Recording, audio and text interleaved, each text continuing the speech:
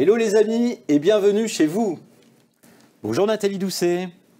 Vous êtes la présidente de cette magnifique maison de champagne Bessera de Belfond. Alors, quel est le style de cette fabuleuse maison que l'on peut qualifier de bébé? On pourra en parler un peu plus tard, mais la maison Bessera de Belfond s'identifie par quoi en particulier et elle a de quoi de particulier par rapport à ses confrères? Elle a un style de vin très particulier parce qu'elle a des bulles 30% plus fines que celles d'un champagne traditionnel. Alors je crois qu'il y a une histoire autour de ça. Comment c'est né cette histoire de 30% de moins? C'est né d'un pari dingue. Le président de la Samaritaine de luxe, M. Degas, a lancé à Victor Bessera un pari en lui disant « Faites-nous un champagne suffisamment léger pour pouvoir être consommé pendant tout un repas et au lieu de vous commander 100 bouteilles, je vous en commanderai 1000. » Voilà. De là est né ce process tout à fait particulier qui est lié... On peut rentrer un peu dans la technique, mais en simplifiant. Ouais. On a 4 bars 8 de pression au lieu de 6 bars de façon traditionnelle. Et on préserve l'acide malique et on conserve nos vins dans 35 mètres de profondeur dans des caves vraiment très fraîches. Et tous ces éléments font qu'on a des bulles vraiment beaucoup plus fine que la normale. Alors, si on est dans la technicité du produit, bien évidemment, je vais vous interpeller sur le chef de cave, ouais, qui a un rôle majeur, qui est une signature. Est-ce que vous pouvez nous présenter ce chef de cave? Alors, le chef de cave, c'est Cédric Thiebaud, 22 ans de maison. C'est le gardien du temple, le gardien du style de la maison. Donc en 22 ans, bien évidemment, il connaît parfaitement le process et il veille à ce style tout à fait particulier avec cette finesse de bulle sur l'ensemble de la gamme qui représente à l'heure actuelle 7 cuvées. On a un brut, un blanc de blanc, un rosé, un extra brut, un blanc de noir, blanc de blanc, blanc de noir, 100% grand cru et 2 cuvées un petit peu édition limitée, la bébé 1843 et la cuvée Brigitte Bardot.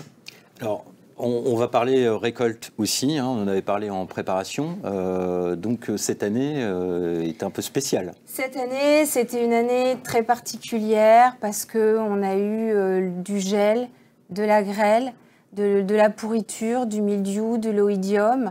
Donc malheureusement, la quantité n'était pas là, mais la qualité, ça peut peut-être être un millésime, c'est encore trop tôt pour le dire. On va déguster les vins clairs en début d'année et peut-être que même si la quantité n'était pas là, on va avoir quelque chose de très qualitatif. Alors, vous êtes une femme de marketing, ça a complètement marqué à la fois votre volonté d'en savoir un peu plus et jusqu'au doctorat et travailler sur cette feuille de route chez Feuillat tout à fait intéressante. Marketing, communication, donc c'est votre vrai sujet. Après le chef de cave, je dirais que oui, le marketing communication, c'est le deuxième poste le plus important parce que c'est la stratégie, la vision de l'entreprise. Donc c'est un élément qui permet de travailler avec tous les gens, tout le panel des personnes qui sont dans l'entreprise. C'est-à-dire qu'on doit travailler avec le commercial sur le terrain, on doit travailler avec le chef de cave pour comprendre les produits, ce qu'il a en cave et ce qu'on peut en faire. On doit être attentive à ce que le consommateur souhaite sur les différents marchés. Donc effectivement, dans mon rôle actuel, ça me sert énormément. Alors vous arrivez en 2020, il y a déjà des choses qui sont déployées, des accords qui sont passés. En gros, si on les rappelle, les voiles de Saint-Tropez sont déjà signées. Alors, oui, en fait, il y a eu un contrat de 3 ans pour les voiles. Vous avez détrôné une autre grande marque, ce qui est quand même remarquable. Qui se terminait et qu'on a renouvelé cette année pour 3 ans.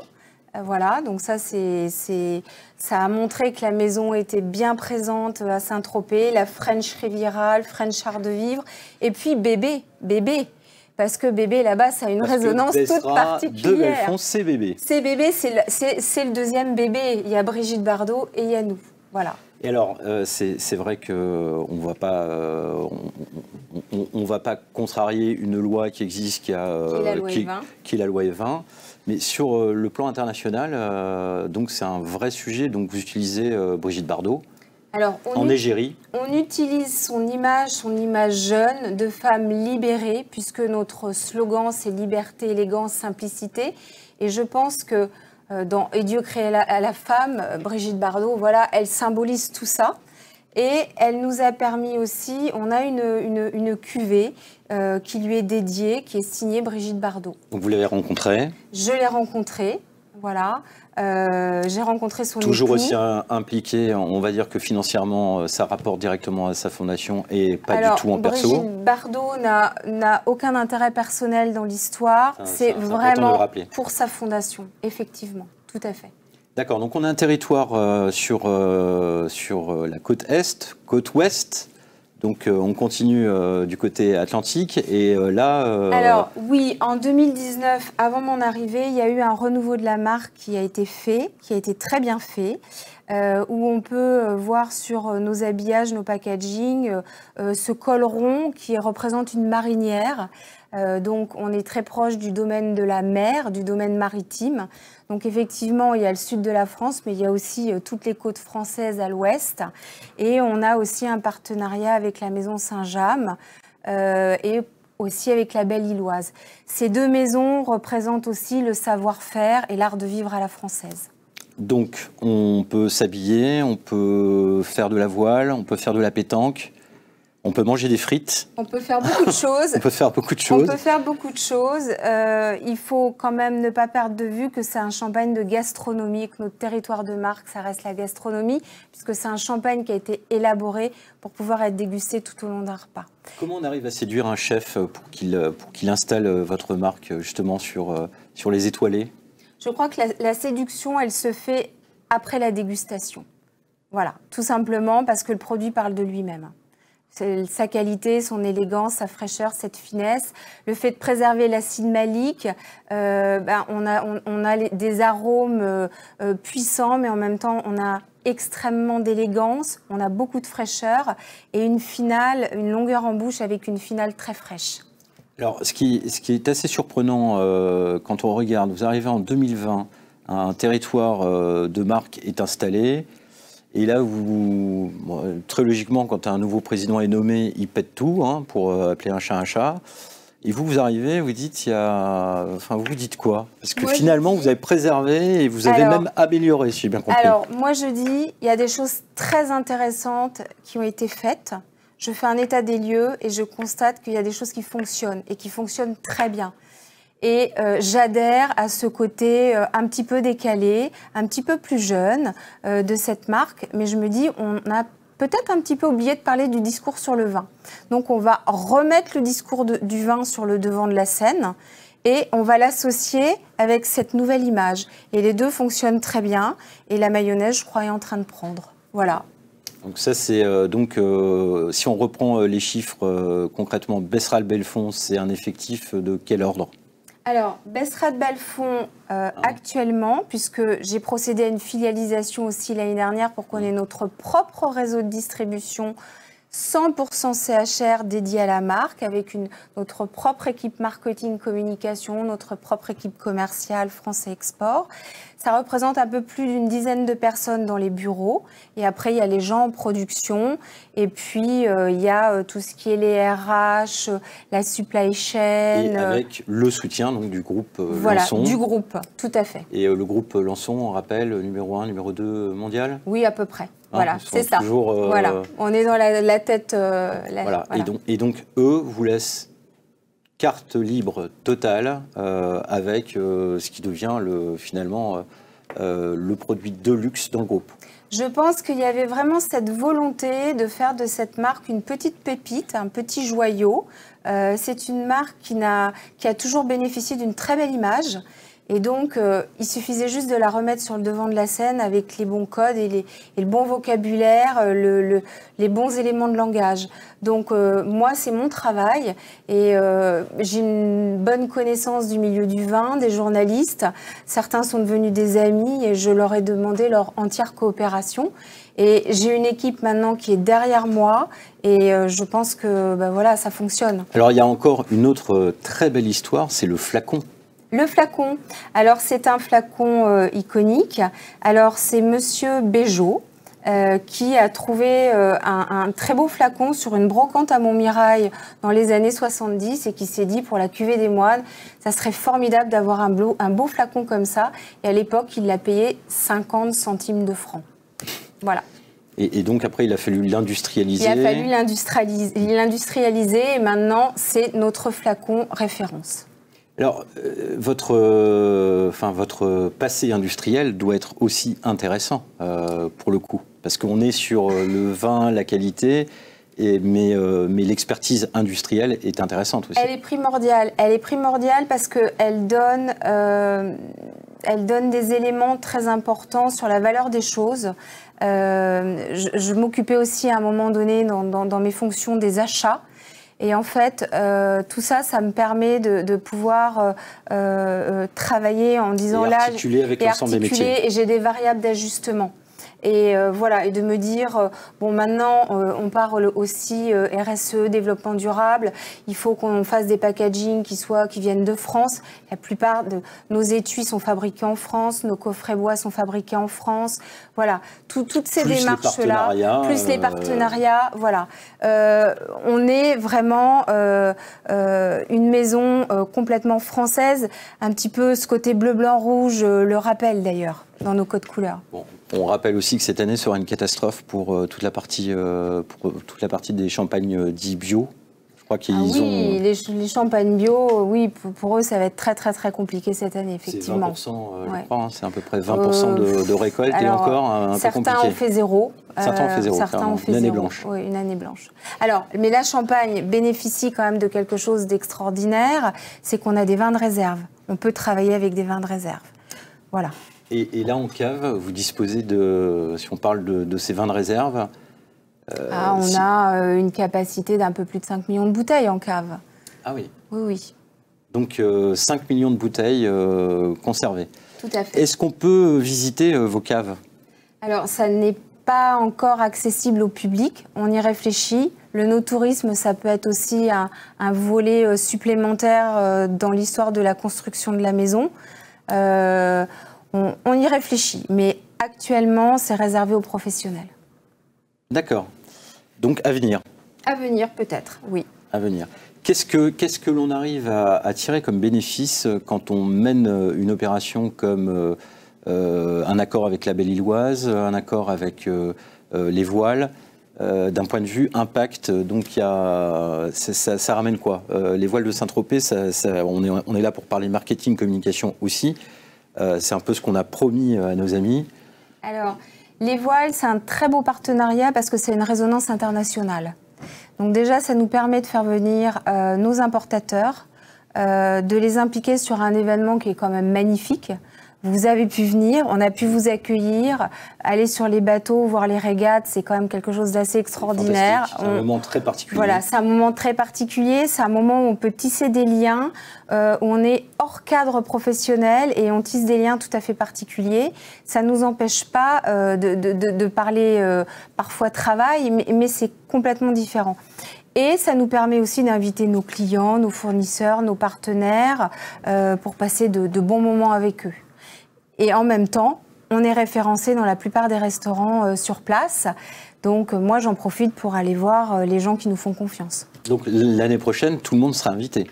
On ne peut pas inviter tout le monde, mais en tous les cas, on peut voilà. inviter. Tout à fait. On peut inviter de manière tout à fait correcte de dire les voiles de Saint-Tropez, c'est quand même le rendez-vous des vieux gréments. Voilà, c'est un moment unique. C'est sublime. Et voilà. les Formule 1 de la mer aussi, à voir la pleine mer avec leur compétition. C'est vrai que c'est un moment exceptionnel. Et c'est une ambiance particulière à Saint-Tropez. Il y a moins de monde que pendant les vacances, mais c'est très, très festif. Voilà. Et on n'est pas dans le bling-bling du mois d'août. On n'est pas dans le bling-bling et on peut faire des très jolies parties de pétanque. Sur la place des Lys. Sur la place des Lys, voilà. Avec une flûte de bébé. La Belle-Îloise et les deux autres partenariats, comment ça se compose? Quel est l'enjeu? Alors, avec la Belle-Îloise, il y a eu des coffrets qui ont été faits avec une bouteille de champagne et leurs produits pour les fêtes de fin d'année. Là, je sais que ça va être leur anniversaire, donc on va recomposer quelque chose avec eux. Donc il reste combien? 2 industries, hein, je crois, autour de la sardine. Oui, tout à fait, tout à fait. Mais là, la Belle-Îloise, oui, qui a vraiment une notoriété. Qui est le très haut de gamme. Qui est le très haut de gamme, avec, y compris, ils ont des collectionneurs. Tout à fait. Hein, ce serait intéressant d'en parler, mais il y a des gens qui collectionnent les boîtes de sardines, et la Belle-Îloise a X boîtes, milliards de personnes dans le monde qui collectionnent leurs boîtes depuis leur naissance. Les gens qui étaient présents au voile de Saint-Tropez ont pu déguster des produits de la Belle-Îloise et ont pu partir, certains, avec des coffrets de la Belle-Îloise également. Donc ça fait partie de l'offre. Ça fait partie de nos accords. Et puis Saint-James, les équipes sont en marinière bleu et blanche, voilà, parce qu'il y a un historique. Le blason de la maison reprenait des rayures bleues et blanches. Donc on n'a rien inventé. C'est comme en haute couture, on remet ça juste au goût du jour et on modernise. Voilà. Tout simplement. Alors, j'ai pas les codes couleurs aujourd'hui, mais parfois, vous pouvez me croiser avec la marinière bleue et blanche. C'est plutôt sympathique. Est-ce que vous envisagez d'autres actions en communication marketing et notamment comment on arrive à se faire valoir à l'international? Parce que ces actions-là, permet d'avoir un réceptif avec un périmètre très élitiste, on l'a vu avec les voiles. Et quels sont... Bon, on a vu également... un accord avec Bébé qui a une logique et qui est très audacieux à l'international. Mais comment vous faites pour continuer à faire de la conquête à l'international? Et si on prend l'Asie, comment êtes-vous placé en Asie et sur les 4 continents finalement? Alors, l'export pour la maison Besserat de Belfond, ça représente à peu près 30%. 30%, c'est pas beaucoup par rapport à certaines maisons. On a un gros travail encore de développement à faire. C'est là où on a des marges de progression importantes. L'Asie est un partenaire clé. On est présent, mais on doit encore énormément se développer. En parlant de partenariat, on a eu un très très beau partenariat aussi cette année en Suisse, à Crans-Montana avec l'Omega Master. On a pu voir les finalistes sur la pelouse qui ont fêté ça avec les bouteilles de Besserat de Belfond. Et là, ça communique et ça touche encore une fois une communauté assez élitiste, mais surtout épicurienne. Je pense qu'on a un champagne qualitatif qui est fait pour les amateurs de vin et les connaisseurs. Donc voilà, c'est des amoureux généralement et des épicuriens. Et la tendance donc marketing, on le voit bien, hein, c'est comme une tendance politique. On s'adresse à différentes communautés, donc on voit une pierre de plus à l'édifice dans votre construction marketing, qui est le golf. Est-ce qu'il y a encore d'autres pistes qui pourraient être intéressantes, notamment l'automobile, ou est-ce que vous envisagez, ou est-ce que... Alors, c'est très problématique. On a parlé de la loi E20. Normalement, le sport et la loi E20, c'est complètement prohibé. Donc ça, on ne peut le faire qu'à l'international. Donc, je pense qu'on le gardera à l'international et c'est pas forcément un secteur que l'on développera. On va aussi, je pense, essayer de développer des partenariats. Il y en a déjà eu avec des chefs, des sommeliers, travailler dans l'univers plutôt gastronomique. Et après, souvent, ça se fait par connaissance, opportunité. Et puis, voilà, il faut que ça corresponde au code de la maison et que ça rentre dans la même façon de voir dans les codes de la maison, dans l'ADN de la maison, tout à fait. Et autour des chefs, il peut y avoir quelques idées. Ce que je cherche à savoir, c'est éventuellement si on peut avoir une petite annonce sur des idées. Alors, pour le moment, non. Mais on a des gens avec qui on travaille de façon historique, voilà. Et on continuera de s'appuyer avec eux, mais on reste ouvert si jamais il y avait des propositions aussi. Bon, on n'a pas abordé le volet, mais on va l'aborder maintenant puisque c'était sujet d'actualité de ce matin. Négocier avec les retailers, c'est compliqué? C'est compliqué. Pas tant que ça. Je dirais qu'on a la chance d'avoir un produit très qualitatif et ça ouvre beaucoup de portes. Parce que je crois que la base de tout, on nous l'expliquait ce matin, ça passe par la dégustation. Il nous expliquait que même si c'est une maison très très connue qui fait énormément de volume, si le vin ne répond pas aux critères qualitatifs, ça ne passera pas. Et ils sont capables de refuser un millésime si celui-ci ne correspond pas à leurs critères. Donc en fait, voilà, ça se fait à la dégustation, ça se fait aussi à la notoriété. Donc plus on va gagner en notoriété, plus ça sera facile. Et comment on arrive à faire en sorte que les vendeurs soient intéressés dans les magasins pour justement faire valoir le produit? Est-ce qu'il y a des programmes pour ça? On fait du training, on les forme, voilà. Ça prend du temps, c'est de la patience, surtout qu'il y a un vocabulaire un petit peu technique. Mais bon, bulle 30% plus fine, c'est quand même assez simple à comprendre et ça se voit tout de suite quand on déguste. Donc voilà, le côté crémeux, onctueux, le fait que ça ne fatigue pas le palais, c'est très facile. Et de toute façon, on reste sur un réseau retail de qualité, donc épicerie fine. Réseau sélectif, réseau sélectif. Voilà. Ouais. Et c'est comme ça qu'on arrive à aussi maintenir le niveau de luxe et d'image. Tout à fait. Progression en valeur. Et quels sont les plus gros distributeurs, pour le coup, spécialisés? Est-ce que, si on se parle de Nicolas, qu'on voit partout dans Paris, est-ce que c'est le plus gros diffuseur aujourd'hui en France? Je pense que c'est l'un des principaux. C'est l'un des principaux. Ouais. Et pour notre éclairage pur et notre connaissance du marché du retail, est-ce qu'il y a d'autres distributeurs, pour le coup, dans l'univers des vins? Je ne suis pas aussi bien organisé que Nicolas, peut-être. Alors, ça dépend. Par exemple, aux États-Unis, vous avez Total Wine. Total Wine, c'est 260 magasins. Là, on est en train de signer un partenariat avec eux. Donc, pour nous, ça va nous ouvrir des perspectives extraordinaires sur le marché américain, notamment sur nos 2 cuvées de prestige. Voilà. D'accord. L'Asie, on l'a vu. Après, sur le territoire, il y a d'autres territoires. L'Inde, est-ce que c'est un marché intéressant? L'Inde, il y a beaucoup de taxes, donc c'est pas ce qu'il y a de plus intéressant. Non, il y a l'Angleterre qui est un marché très... En fait, il y a les marchés matures où les gens sont habitués à consommer le champagne, où ça, c'est vraiment très important. La Belgique, le Luxembourg, l'Allemagne, l'Angleterre, ce sont des pays très importants. Vous avez le Japon. Le Japon est un très gros marché. Et là, on a fait aussi avec Dan Murphy en Australie, qui est un gros retailer aussi. L'Australie, les chiffres ont explosé l'année dernière.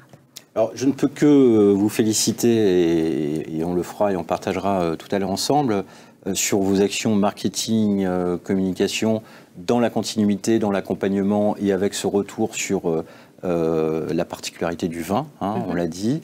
La puissance commerciale avec effectivement toujours cette distribution sélective. Je vais vous poser une dernière question avant que l'on puisse chacun se retrouver en room. Quel est ce que vous avez observé? Moi, je pense à ce qu'ont fait les Italiens avec le Prosecco. Ils ont fait une action marketing délirante, non? Oui. Oui, mais la qualité n'est pas là. La qualité n'est pas là, voilà, c'est tout. Je pense qu'on ne peut pas comparer. Les deux process sont complètement différents. Le produit est complètement différent. Pour comparer, mais dire que d'un point de vue marketing, ils ont bien poussé. Voilà, ils ont bien poussé et c'est un petit peu notre poil à gratter, c'est clair. Eh bien, merci. Je rappelle, Nathalie, que vous êtes présidente des Champagnes Bessra de Belfond. Merci Sébastien. Merci pour cet échange. Ciao, bye bye. Passez une bonne soirée.